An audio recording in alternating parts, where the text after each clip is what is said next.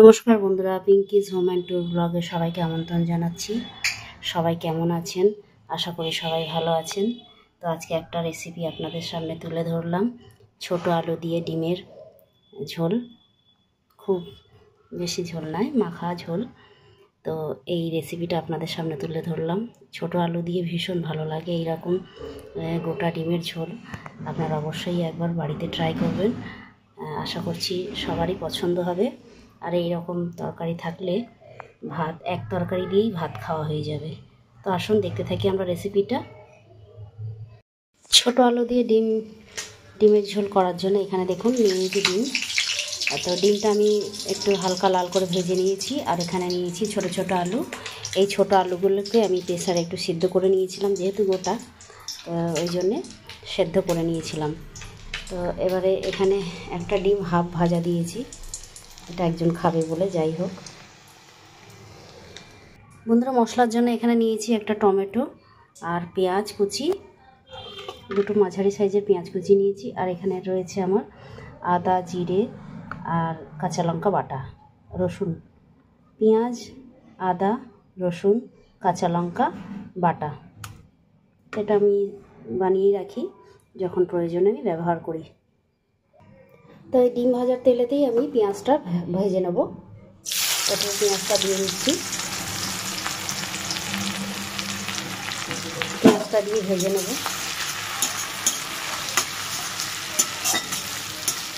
ওই তেলেই করছি, আমি আর তেল ব্যবহার করিনি। পেঁয়াজটা ভাজা হয়ে গেছে, এবার দিয়ে নেব টমেটো কুচি।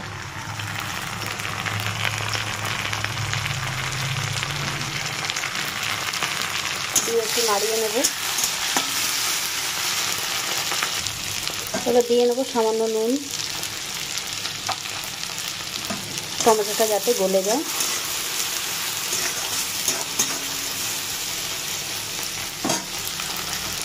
এর মধ্যে দিয়ে নেব হলুদ গুঁড়ো, কালারটা যাতে ভালো হয়। হলুদটা আগে দিলে কি হয়, তেলের মধ্যে ভেজে নিলে কালারটা খুব সুন্দর হয়।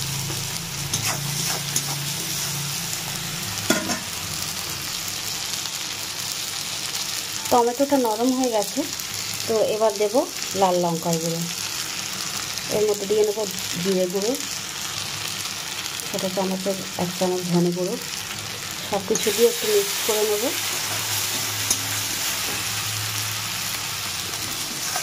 বাটিটা কমিয়ে দিলাম, নাহলে মশলাটা পুড়ে যাবে। এরপর দিয়ে নেব যে বেটে রাখা মশলাটা আছে, আদা, রসুন, পেঁয়াজ, এই বাটাটা 1 চামচ দিয়ে দিলাম, আর 1/2 চামচ। এবার ভালো করে এটাকে কষিয়ে নিতে হবে যতক্ষণ না কাঁচা গন্ধটা যাচ্ছে আর মশলা থেকে তেল ছেড়ে আসছে।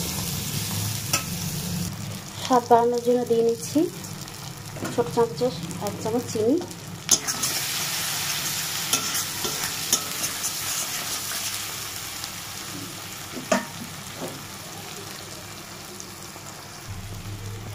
সব শেষে দিচ্ছি কাশ্মীরি লঙ্কার গুঁড়ো।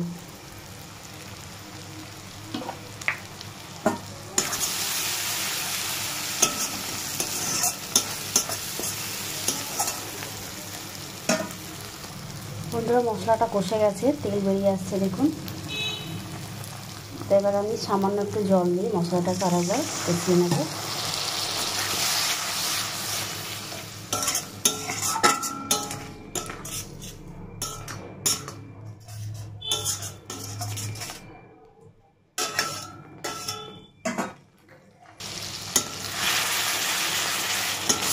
মশলাটা থেকে ভালো করে এই তেল ছেড়ে গেছে। এরপরে আমি এখানে সেদ্ধ আলুগুলো ঢেলে দেবো, দিয়ে ভালো করে কষিয়ে নেব।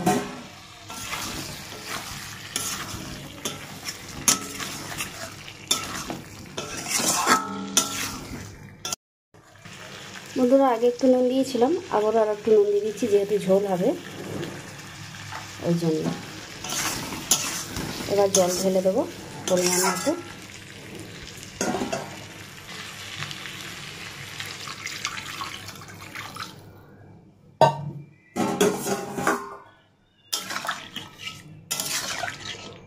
একটু জলটা বেশি দিলাম, কারণ আলুগুলো নুন ঢোকেনি ভালো, কারণ নুন দিয়ে আমি সেদ্ধ করে নিই, যাতে নুনটা ভালোভাবে সেদ্ধ আলুর মধ্যে ঢুকে যায়।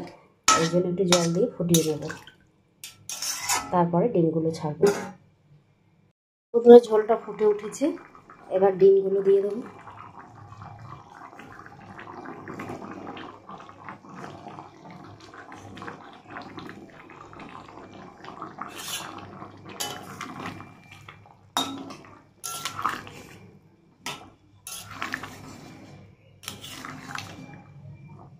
এবার একটু ঢাকা চাপা দিয়ে দিই, যাতে নুনটা ভালো করে ঢুকে যায়। এখানে হয়ে গেছে ডিমের ঝোলটা। সব শেষে দিয়ে নিলাম মিট মশলার গুঁড়ো।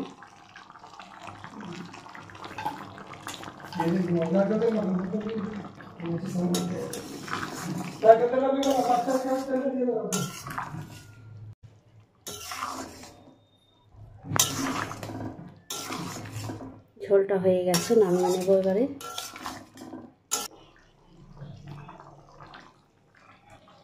বন্ধুরা, যদি ভিডিওটা ভালো লেগে থাকে তাহলে অবশ্যই আমার পেজটাকে ফলো করবেন, আর এই রকম রেসিপির জন্য অবশ্যই আমার পেজটাকে লাইক, কমেন্ট, শেয়ার করবেন পরিচিতদের কাছে। তো দেখা হচ্ছে পরের ভিডিওতে। ভালো থাকবেন সবাই, সুস্থ থাকবেন। নমস্কার।